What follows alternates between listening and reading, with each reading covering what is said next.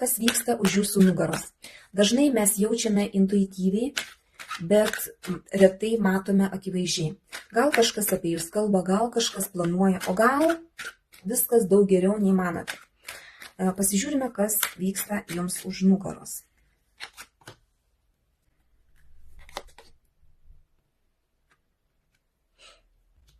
Na, čia kažkas tai susijęs su jūsų praeitimi, kas vyksta jums už nugaros. Galbūt žmonės kažkokie iš jūsų praeities, gailisi tos praeities, čia yra stebima galbūt iš šalies, galbūt kažkokia situacija aptarinėjama kitų žmonių ir gailimasi dėl kažkokios tai paleistos situacijos, nes abi dvi kortos apie praeitį, apie tai, kad yra nusivylimas praeitimi. Bet jeigu tai jums už nugaros, tai ne jūsų nusivylimas, tai kažkieno tai kito. Vat žmonių iš jūsų praeities yra kažkoks tai nusivylimas. Vat žiūri į jūs ir už nugaros, jums į akis nieko nesako, bet vat gailisi, kad kažkas tai yra prarasta. Kas yra į tai įsitraukę, pasižiūrim.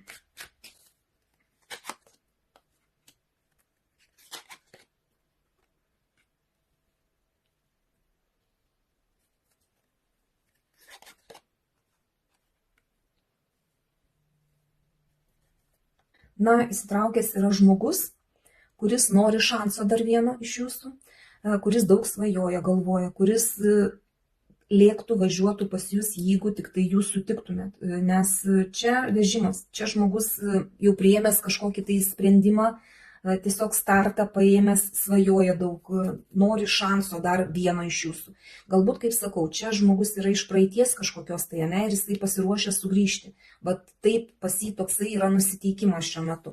Bet jisai stovi jums už nugaros, akivaizdžiai jisai nieko nesako tas žmogus, ne, bet jisai nori dar vienos galimybės iš jūsų. Gerai, kokie tikrieji jo ketinimai?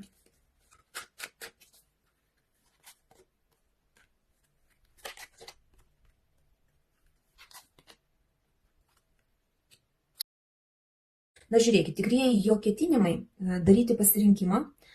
Čia yra jausmų pliūpsnis kažkoks, tai žmogus jaučia kažkokią tai, nu nežinau, nostalgiją, vat kaip ir sakau, kažkokie jausmai liejasi per kraštus ir čia susiję su šeima. Monetų 10. Galbūt tas žmogus nori šeimos su jumis, ne? Kokia tikroji priežastis, nori padaryti pasirinkimą kažkokį susijusi su jausmais, su šeima. Čia, nu, kadangi tai yra bendras kortų skaitymas, nežinau prieš istorijas, nežinau, kas tai žiūri, ne, bet jūs intuityviai turbūt patys jaučiate, koks tai yra žmogus. Gerai, kokia tikroji priežastis, tai tai slepiama. Vat kodėl slepia jisai? Na, jisai save riboja, baimės kažkokios ir įsimylėjimas yra.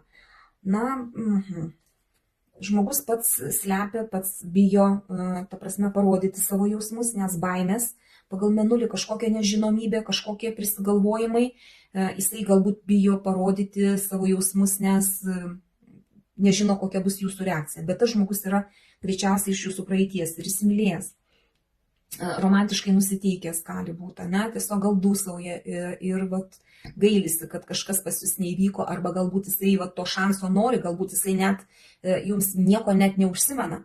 Neaišku, sakau, kokia čia situacija yra. Taip.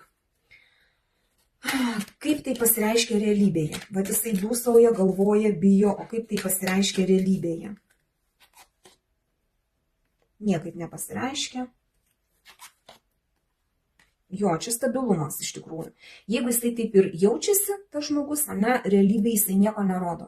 Skurdo arkanas, stabilus arkanas, žodžiu, nieko absoliučiai nesako, kas pas jį ant dūšios yra, jisai tyli, neprašo pagalbos, tai yra nesidalina su niekuo apie tai, ne, tiesiog žiūri, stebi ir pilnas baimėse. Gailestyje kažkokiam ir viskas. Jisai nieko kol kas neparodo, nepasireiškia. Patarimas jums. Kaip jums elgtis? Nu, čia yra bendradarbiavimo arkanas.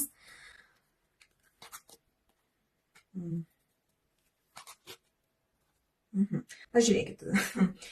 Arkanas bendradarbiavimo, bet jūs turėtumėt vis tiek, jeigu ir suprantate, kas čia per žmogus, jeigu ir pradėsite su juo kažkokį dialogą, ne, pradėsite apie tai kalbėtis, galbūt leisite jam išsikalbėti, vis tiek jūs turite jaustis kaip padėties šeimininkas. šitoj situacijai, ane?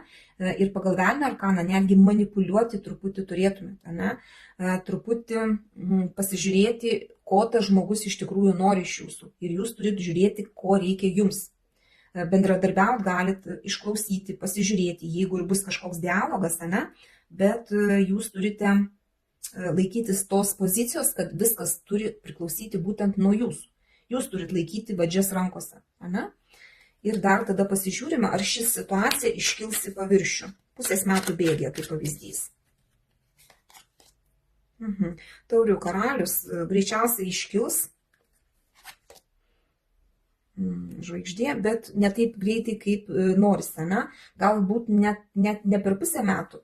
Gal truputį gali ir užsitemti, bet jūs suprasite, apie ką čia kalba eina. Jeigu jūs dabar nematot, kas jums už nugaros vyksta, jeigu jums net neaišku, kas čia stovi už tos nugaros, ne, kas čia apie jūs galvoja, dūsauja ir bijo prisipažinti apie tai, vis tiek išeis į paviršių, ne, kažkiek tai laiko truputį praėjus, tas žmogus apsireikš. Tai va, o dabar jūsų eilė. Ar jautėte kažką tokio intuityviai? Nes labai dažnai mes tiesiog jaučiame, bet negalime apčiuopti, kas tai yra. Šį kartą tiek, apkabinu visus, dėkoju už jūsų laiką, širdutes ir iki sekančio karto.